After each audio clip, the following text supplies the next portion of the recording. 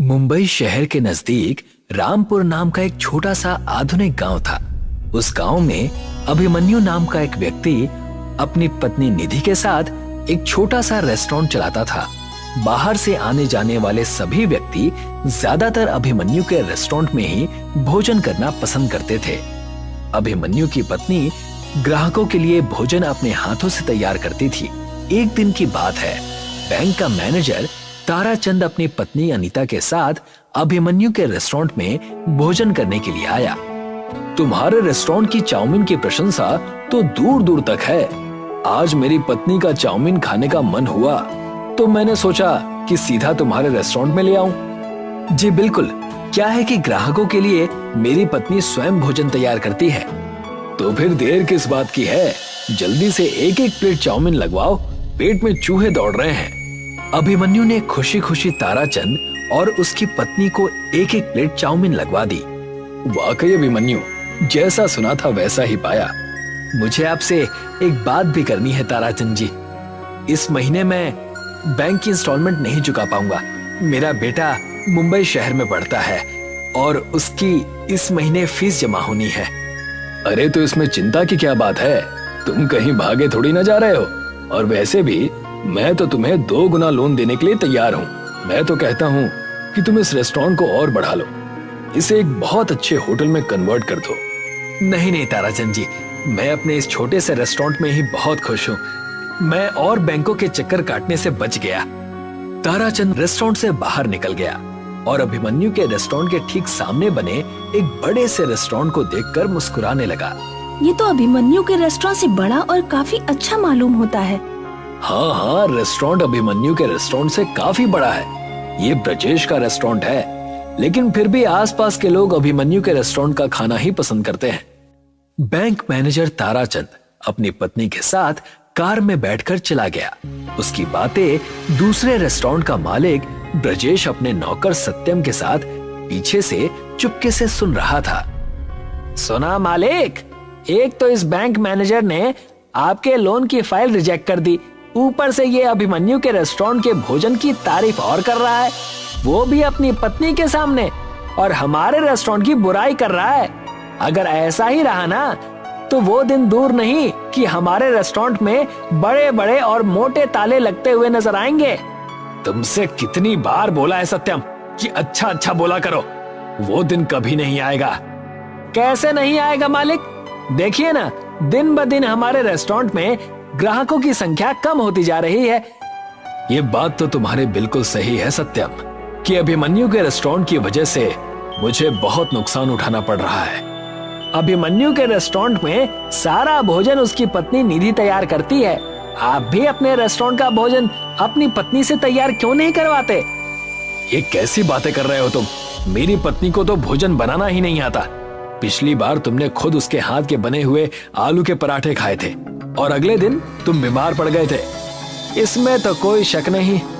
चिंता मत करो सत्यम, मेरे दिमाग में एक योजना है। मुझे पता लगा है कि बैंक मैनेजर ताराचंद का ट्रांसफर कुछ ही दिनों में हो जाएगा और नया बैंक मैनेजर मेरा बहुत दूर का रिश्तेदार है। अभिमन्यु के रेस्टोरेंट में सारे पैसे बैंक के लगे हुए हैं और उसकी जमीन बैंक के पास गिरवी रखी हुई है।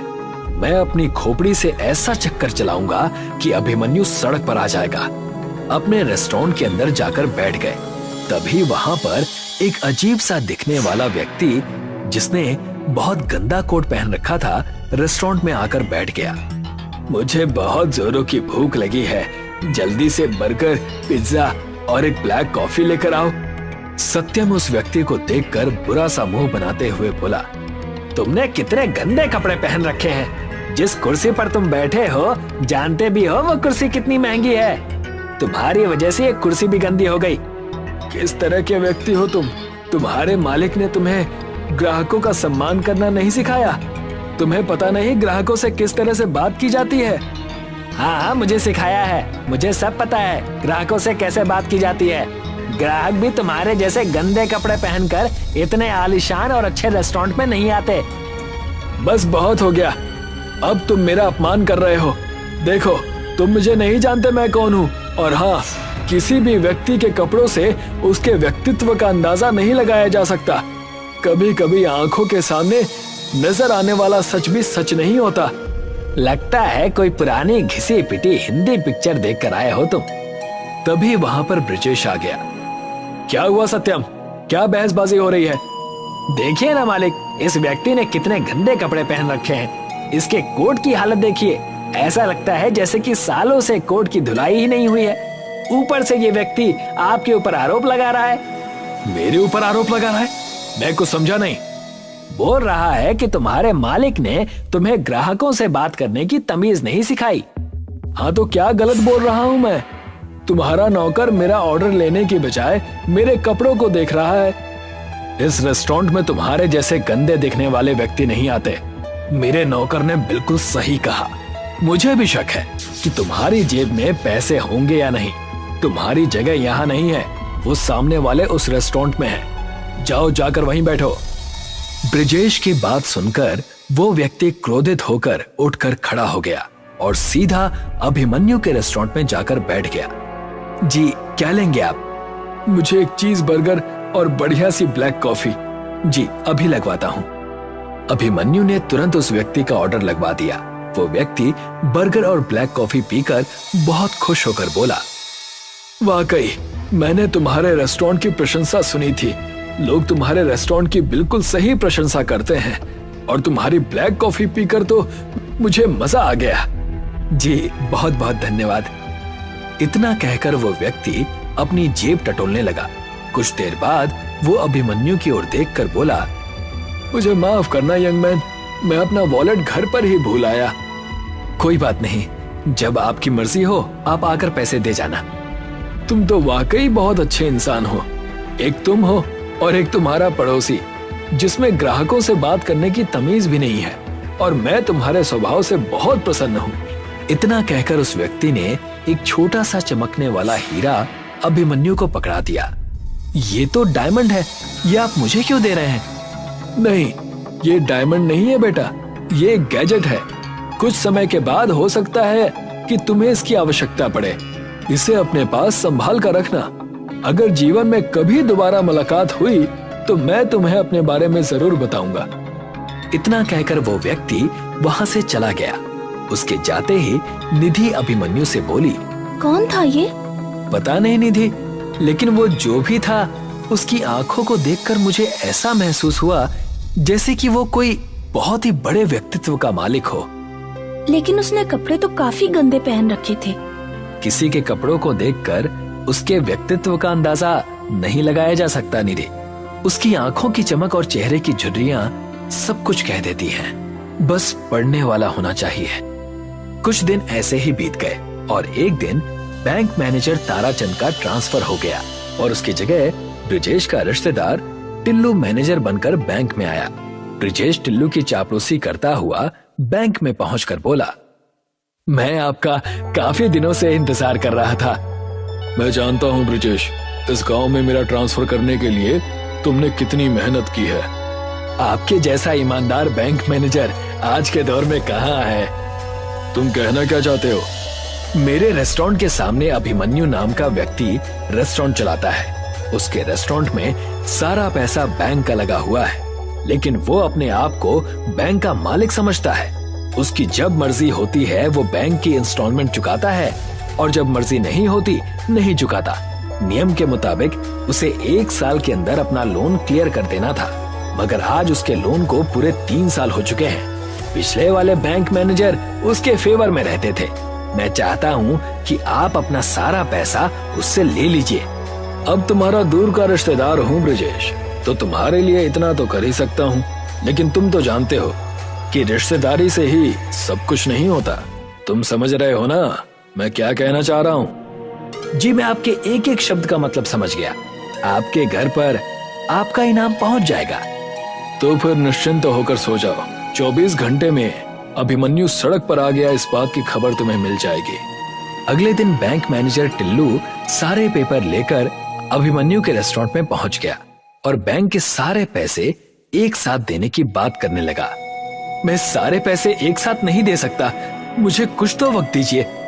बैंक ने तुम्हें 1 साल का वक्त दिया था, लेकिन पिछले वाले मैनेजर साहब ने तो कभी भी ऐतराज नहीं जताया। वो पिछले वाले मैनेजर थे, मैं नया मैनेजर हूँ। तुम्हारे पास 1 दिन का वक्त है। 1 दिन के अंदर अंदर 25 लाख रुपए बैंक में जमा करा दो, नहीं तो तुम्हारे इस रेस्टोरेंट पर बैंक कब्जा कर लेगी। और याद रखना, मुझे इसका पूरा अधिकार है। इतना कहकर टिल्लू वहां से चला गया। अभिमन्यु बेचारा 1 दिन में इतने पैसों का इंतजाम नहीं कर पाया।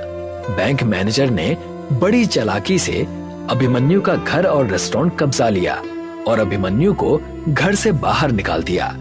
वो दोनों पति पत्नी 2 दिन से भूखे प्यासे थे कि तभी अभिमन्यु को अचानक कुछ याद आया। उसने अपनी कोट की जेब से वही हीरा निकाल लिया। ये तो वही हीरा है ना जो वो गंदा दिखने वाला व्यक्ति देकर गया था। सोच रहा हूँ इस हीरे को बाजार में बेच दूं। अचानक वो हीरा उसके हाथ से छूटकर जमीन पर गिर गया और चारों ओर रंग बिरंगे किरणें फैल गईं। देखते ही देखते अभिमन्यु के सामने एक रेस्टोरेंट खड़ा था। ये कैसे संभव हो सकता है? क्या वो कोई जादूगर था? नहीं निधि, मुझे याद आ गया। उस व्यक्ति ने कहा था कि ये कोई हीरा नहीं बल्कि गैजेट है। ये तो एक अंदर से बहुत आलीशान रेस्टोरेंट लगता है। चलो अंदर चलकर देखते हैं। निधि और अभिमन्यु उस रेस्टोरेंट के अंदर घुस गए। उन्होंने देखा कि उस रेस्टोरेंट के अंदर वेटर के रूप में रोबोट काम कर रहे थे। मिस्टर, आपका स्वागत है रेस्टोरेंट के नए मालिक और आपका भी मिस। अभिमन्यु खुशी से चीखते हुए बोला, ये तो कमाल हो गया निधि। बोलिए मालिक, इस रेस्टोरेंट को कहां पर लेकर चलना है? क्या मतलब? इस रेस्टोरेंट को आप अपनी मर्जी से जहां चाहे ले जा सकते हैं। ये आपका हर आदेश मानेगा। मैं समझ गया, ये एक नई तकनीक से बना हुआ रेस्टोरेंट है। ये विज्ञान का चमत्कार है। मैं समझ गया, वो व्यक्ति बहुत बड़ा साइंटिस्ट था। उस दिन के बाद अभिमन्यु और उसकी पत्नी उसी चलने वाले रेस्टोरेंट में घर घर जाकर सेवा देने लगे। कुछ ही महीने में अभिमन्यु के चलने वाले रेस्टोरेंट का नाम पूरे गांव और आसपास के शहरों में प्रसिद्ध हो गया। अब किसी को भी कुछ भी खाने की जरूरत होती तो अभिमन्यु का रेस्टोरेंट चलकर उसके पास पहुंच जाता। अभिमन्यु ने कुछ ही महीने में बैंक की सारी रकम चुका दी। कुछ कीजिए मालिक, आपने तो उसे सड़क पर ला दिया था, मगर वो तो सड़क पर चलने वाला ही रेस्टोरेंट ले आया। मेरी भी कुछ समझ में नहीं आ रहा सत्यम कि ये चमत्कार हुआ कैसे। पहले तो मेरे रेस्टोरेंट में फिर भी 1-2 लोग आ जाते थे, अब तो उन्होंने भी आना बंद कर दिया है। कौन सी भूल में बैठे हैं मालिक? आपके रेस्टोरेंट में पिछले 2 महीने से कोई ग्राहक नहीं आया। मैं ही बैठा हुआ मक्खियां मार रहा हूँ। चिंता मत करो, मैं आज इस अभिमन्यु का किस्सा ही समाप्त कर दूंगा। आप क्या करेंगे मालिक? मैं उस रेस्टोरेंट को बम से उड़ा दूंगा। सुना है कि जिसको जरूरत होती है वो रेस्टोरेंट स्वयं वहां पहुंच जाता है। इस बार उस रेस्टोरेंट को तुम अपने घर के पास बुलाना, उसके बाद वहीं पर ये सारा खेल खत्म कर देंगे। ब्रिजेश के कहने पर सत्यम ने उस रेस्टोरेंट को अपने घर के पास बड़ी चालाकी से बुला लिया। ब्रिजेश और सत्यम चुपके से उस रेस्टोरेंट में घुस गए। ब्रिजेश के हाथों में एक बड़ा सा बम था, मगर अचानक रेस्टोरेंट में सायरन बजने लगे और एक रोबोट की सेना ने ब्रिजेश और सत्यम को घेर लिया। तुम्हारे हाथों में बम है, ये कैसे संभव है? तुम्हें कैसे पता चला? तभी वहां पर अभिमन्यु और निधि आ गए। मुझे तुमसे ऐसी ही उम्मीद थी ब्रिजेश कि तुम ऐसी ही गिरी हुई घटिया हरकत करोगे। अभिमन्यु ने इतना कहा ही था कि तभी वहां पर वही गंदा सा दिखने वाला व्यक्ति जो अब बहुत साफ सुथरे कपड़े पहना हुआ था, मुस्कुराता हुआ आया। मुझे देखकर तुम लोग इस तरह से हैरान मत हो। मेरा नाम प्रोफेसर हॉकिंस है। मैं एक बहुत बड़ा साइंटिस्ट हूँ। दरअसल इस चलने वाले रेस्टोरेंट को बनाने में मुझे काफी साल लग गए। उस दिन मैं इस प्रयोग में सफल हो गया था और खुशी के मारे मैं अभिमन्यु के रेस्टोरेंट में कुछ खाने के लिए आया था, मगर बाहर मैंने ब्रिजेश की और उसके नौकर की बातें चुपके से सुन ली थी। मैं समझ गया कि ये अभिमन्यु के लिए आने वाले फ्यूचर में कोई ना कोई मुसीबत खड़ी जरूर करेंगे। लेकिन तुम चिंता मत करो, ये अब तुम्हारा ही रहेगा। मैं इस जैसे और गैजेट्स बना लूंगा। पुलिस ने सत्यम और ब्रिजेश को अरेस्ट करके जेल भेज दिया। अभिमन्यु के पास आज भी वो चलने वाला रेस्टोरेंट मौजूद है। एक सदी की बात है जब अंग्रेजों का भारतवर्ष पर कहर फैला हुआ था। जो भी उनके खिलाफ बगावत करता वो उसे अपने बदबूदार जेल में डाल देते। आखिर कब तक इन अंग्रेजों की गुलामी हमें सहनी पड़ेगी? यहाँ रहते रहते 14 साल हो गए हैं। कुछ दिनों में हम बस यहाँ से छूट जाएंगे, लेकिन हम बाहर जाकर करेंगे क्या? मैं तो सबसे पहले अपने परिवार से जाकर मिलूंगा। मेरी बेटी बहुत बड़ी हो चुकी होगी। पिछले 14 साल से मैंने उसे देखा तक नहीं है। कमल और करिया अंग्रेजों के झूठे आरोपों की वजह से कैद हो गए थे। पूरे 14 साल जेल में बिताने के बाद आखिर उनके छूटने का दिन आ गया था। दोनों बहुत ही ज्यादा खुश थे। मैं उम्मीद करता हूँ कि तुम सबक सीख कर जाओगे और तुम भी उम्मीद करना कि हम दोबारा नहीं मिलेंगे। कमल और करिया जेल से छूटकर तुरंत अपने घर जाते हैं। दोनों एक ही गांव के निवासी थे। कमल अपने परिवार, अपनी बेटी विद्या से मिलने के लिए बड़ा ही खुश होता है और जैसे ही घर जाता है वहां जाकर देखता है कि वहां पर एक टूटी फूटी मकान है। सुषमा, पायल, कहाँ हो तुम दोनों? देखो मैं आ गया। कुछ देर आवाज लगाने पर भी वहां कोई नहीं आया। तब गांव के एक घुम्मड़ काका ने कमल से कहा, कौन हो तुम बेटा और किसे आवाज लगा रहे हो? अरे घुमक्कड़ काका, आप तो बूढ़े हो गए। मुझे पहचाना? मैं कमल, आज ही जेल से छूटा हूँ। अरे आओ आओ कमल बेटा आओ। तुम्हारी तबीयत कैसी है? वो सब छोड़िए, मुझे ये बताइए कि मेरी पत्नी और मेरी बेटी कहाँ हैं? मेरी आंखें उन्हें देखने के लिए तरस गई हैं। क्या बताऊं बेटा, तुम्हारे जेल जाने के बाद तुम्हारे घर का बुरा हाल था। सुषमा बेचारी लोगों के घरों में जाकर झाड़ू बर्तन करती थी और तुम्हारी बेटी पढ़ाई के लिए तरस रही है। भगवान ने मेरे परिवार का बहुत बुरा हाल किया है। मैं अब क्या करूं जिससे मेरा परिवार सही सलामत रहे? लेकिन ये दोनों हैं कहाँ? तुम्हारी बेटी और पत्नी हमारे गांव के उस जंगल के पास ही रहते हैं। आजकल सुषमा वहाँ लकड़ियाँ काटकर अपना घर चला रही है। जाओ जाकर मिल लो। चाचा की बात सुनते ही कमल अपने परिवार से मिलने जंगल की तरफ चला गया और वहां जाकर अपने परिवार को बुरी स्थिति में देखकर उसके आंखों से आंसू बहने लगे। सुषमा, देखो मैं आ गया। चलो अब घर चलो। अब आए हैं आप, जब हमारा परिवार ही नहीं बचा और क्या करेंगे उस घर में ले जाकर? वहाँ ना तो कुछ खाने को है और ना ही रहने के लिए कुछ बचा है। तुम उसकी चिंता मत करो और मेरे साथ चलो और पायल को भी साथ ले लो। नहीं पिताजी, मुझे तो आपको पिताजी कहने में भी शर्म आती है। सबने हमें ताने मार मार कर ये हालत कर दी हमारी। अब आप मुझसे तभी मिलने आना जब आप काबिल बनकर लौटना। कमल अपने परिवार को बिखरता हुआ देख चुका था।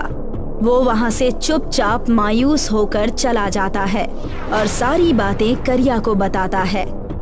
मैं जानता हूँ दोस्त, हम देश के लिए जेल गए और देश आज हमारा ये हाल कर रहा है। क्यों ना हम नौकरी ढूंढे? कहीं ना कहीं कोई ना कोई छोटा मोटा काम हमें मिल ही जाएगा। कमल और करिया कई जगह काम मांगने जाते हैं, लेकिन उनके जेल जाने की वजह से उन्हें कहीं भी कोई काम नहीं मिलता। पूरा कस्बा गांव सब छान मार लिया, कहीं कोई काम नहीं है। चलो वहाँ देखें, वहाँ एक भोजनालय नजर आ रहा है। जाकर देखते हैं, कहीं वहाँ कुछ काम लायक मिल जाए। कमल और करिया वहाँ जाकर काम मांगने की कोशिश करते हैं।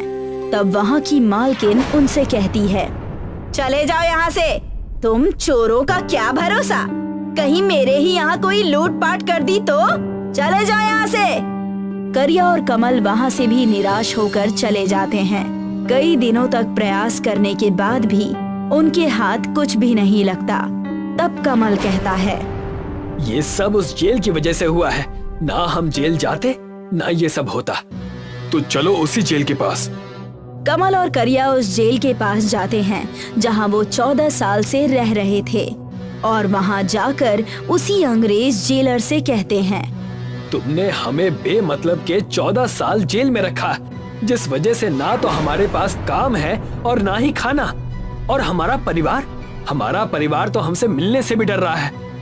तुम जैसे 2 कौड़ी के कैदी फिर से इस जेल में आ गए, तो तुम क्या चाहते हो कि तुम्हें हम और क्या दें?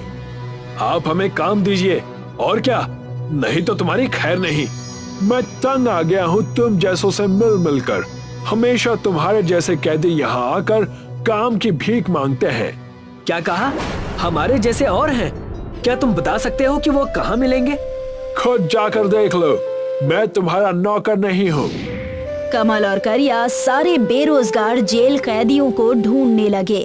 देखते ही देखते कई सारे कैदियों को जमा करने के बाद कमल उनसे कहता है, हम सबके पास कुछ काम नहीं है, लेकिन अगर हम मिल के कुछ करें तो हमारे पास ढेर सारे काम आ जाएंगे। लेकिन कमल भाई, हम करेंगे भी क्या? ना तो हमें कुछ आता है और ना ही कुछ सामान है करने के लिए। बिल्कुल, हमें तो समाज ने भी ठुकरा दिया है। इन सब के बीच अब नया क्या करें? तुम सब बस खाना खाना जानते हो क्या? उसके अलावा कुछ भी नहीं? लानत है तुम सब पर। लेकिन ये खाना बनाना भी जानता है। खाने पीने से याद आया कि हम एक होटल खोल सकते हैं, जिसे हम सब लोगों को खाना खिलाकर पैसे कमा सकें। नहीं, ये सब नहीं करना, मैं इस चीज में नहीं हूँ। कमल भाई, हम कुछ राशन उधार लेकर अपना होटल खोल सकते हैं। हमें बस अच्छी जगह की तलाश है। जगह की चिंता मत करो, मेरे गांव का घर किस दिन काम आएगा। हम कल ही वहाँ पर जेल होटल खोलेंगे। सारे जेल के भाई बंधु उस होटल को चलाएंगे। करिया और कमल ने मिलकर कमल के घर को एक जेल जैसे रेस्टोरेंट में तब्दील कर दिया, जो गांव के बिल्कुल पास में ही था। सारे कैदी गांव-गांव जाकर अपने जेल रेस्टोरेंट का प्रचार करने लगे। देखते ही देखते कुछ समय बीत चुके थे।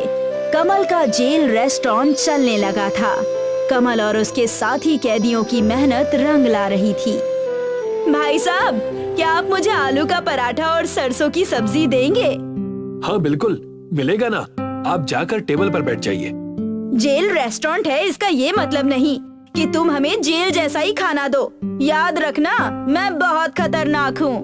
एक तरफ सारे जेल के कैदी खुश थे कि अपनी सजा काटने के बाद यही एक समय था जहाँ पर वो अपने परिवार से जुड़ने लगे थे। कमल का परिवार भी आकर जेल रेस्टोरेंट में मेहनत किया करता था, लेकिन दूसरी तरफ जेल के अंग्रेज जेलर को कैदियों के इस हलचल के बारे में पता चल गया था। मैंने सुना है कि ये जेल से छूटे हुए कैदी कुछ हलचल कर रहे हैं। क्या करें मालिक, इन्हें फिर से अंदर कर दें? हमें इनकी गुलामी ही चाहिए। इन्हें मिलावट का खाना बनाने के जुर्म में गिरफ्तार कर लो। और वैसा ही हुआ। अंग्रेज और उसके सिपाही अगले ही दिन जेल रेस्टोरेंट में पहुंचकर उन्हें मिलावट के सामान बेचने के जुर्म में गिरफ्तार करना चाहते हैं। मैं तुम सबको नकली जहरीला खाना बनाने के इल्जाम में गिरफ्तार करता हूँ। तुम 2 कौड़ी के लोग जेल में ही रहना डिजर्व करते हो, ना कि जेल के बाहर। और जैसे ही अंग्रेज जेलर और उसके सिपाही वहां उन्हें गिरफ्तार करने लगे, सारे गांव वाले इकट्ठा हो गए और उनसे कहने लगे, तुम सब यहाँ से चले जाओ, वरना तुम्हारी खैर नहीं। हम तुम्हें कहीं का नहीं छोड़ेंगे। लगता है तुम्हें भी मुझे गिरफ्तार करना पड़ेगा। अंग्रेज के इतना कहते ही घुम्मड़ काका ने अपने थैले में रखा हुआ दिव्य अगरबत्ती का राख निकालते हैं और उनसे कहने लगते हैं, ये मेरे हाथ में जो दिव्य अगरबत्ती का राख दिख रहा है ना, ये जादुई है। अगर इसे मैंने तुम्हारे ऊपर डाल दिया तो तुम्हारा जीना हराम हो जाएगा। मैं इन सब अंधविश्वासों को नहीं मानता। घुम्मड़ काका ने उनके ऊपर अगरबत्ती का राख डाल दिया, जिससे अंग्रेजों को दिखाई देना बंद हो गया। अरे, मुझे दिखाई क्यों नहीं दे रहा है? ओह माय गॉड, मुझे दिखाई क्यों नहीं दे रहा है? मुझे माफ कर दो, मैं ये गलती दोबारा नहीं करूंगा। अभी सिर्फ दिखाई देना बंद हुआ है, चले जाओ वरना सब बंद हो जाएगा। घुम्मड़ काका के इस जादुई राख ने जेल रेस्टोरेंट को बचा लिया। सारे गांव वालों ने मिलकर एकता से उनका सामना किया और उन्हें अपने गांव से भगा दिया। सोनपुर गांव बम्बू की खेती के लिए मशहूर था। वहां पर सालों से बम्बू की बहुत अच्छी खेती होती थी। दिनेश का भी एक छोटा सा बम्बू का खेत था। उसका बेटा राजेश भी उसी के साथ काम करता था। अरे राजेश, हमारे जो बम्बू का ऑर्डर आया था, क्या तुमने उसे भिजवा दिया है? अरे हाँ पापा, मैंने तो कल शाम को उसे भिजवा दिया था। अगर उन्हें समय से ऑर्डर मिल जाएगा तो आज शाम तक हमारा पेमेंट भी हो जाएगा। शाम हो जाती है और दिनेश के घर के बाहर एक बम्बू लदा ट्रक खड़ा होता है। अरे ये ट्रक वापस क्यों आ गया? इसे तो बम्बू उतार कर पेमेंट लेकर आना था। दिनेश अंदर से राजेश को बुलाता है। राजेश अंदर से आता है। वो बहुत दुखी लग रहा होता है। राजेश, ये देखो ना, ये ट्रक वापस आ गया। अरे हाँ पापा, मैं जानता हूँ। मुझे शहर से बम्बू के खरीदारों का फोन आया था। उन्हें हमसे कम दामों में कहीं से बम्बू मिल रहा है, इसलिए अब वो हमसे बम्बू नहीं खरीदेंगे। अरे लेकिन वो बिना बताए ऐसा कैसा कर सकते हैं? हमें पैसों की कितनी जरूरत है। अब हम इतने सारे बम्बू का क्या करेंगे? तुम उनसे कहो कि हम भी बम्बू कम दामों में दे देंगे। अरे पिताजी, मैंने उनसे बात की, पर वो अब किसी भी तरह से हमारे बम्बू लेने को तैयार नहीं है। अरे मैंने तो उन्हें ये भी कहा कि मैं आधे दामों में ही बम्बू देने को तैयार हूँ, पर वो फिर भी नहीं माने। दिनेश और राजेश को इस ऑर्डर से बहुत उम्मीद थी। कुछ दिनों से उनका कारोबार वैसे भी ठीक नहीं चल रहा था और अब इतने बड़े ऑर्डर के वापस आ जाने से उनको भविष्य में अंधेरा ही अंधेरा दिख रहा था। एक दिन राजेश दिनेश के पास जाता है और कहता है, अरे पापा, आप बिल्कुल चिंता मत करो। मैंने सोच लिया है कि अब हम इतने सारे बम्बू का क्या करेंगे। क्या करोगे तुम बेटा? मुझे तो कोई उपाय नहीं सूझ रहा। मैंने तो अपने सारे दोस्तों से मदद मांगने की कोशिश की, पर कोई भी हमारी मदद करने को तैयार नहीं है। अब सभी की हालत खराब है।